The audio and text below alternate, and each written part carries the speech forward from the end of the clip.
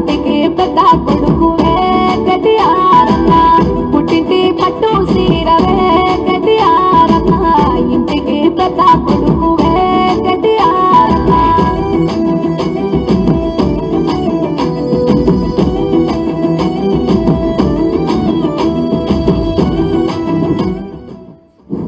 ఇప్పుడే మనం ఎదురు చూస్తున్నటువంటి మన రాష్ట్ర బీఆర్ఎస్ పార్టీ వర్కింగ్ ప్రెసిడెంట్ అయినటువంటి కేటీఆర్ అన్నగారు ఇచ్చేసిండ్రు. వారికి స్వాగతం సుస్వాగతం పలుకుతూ ఈ యొక్క కార్యక్రమాన్ని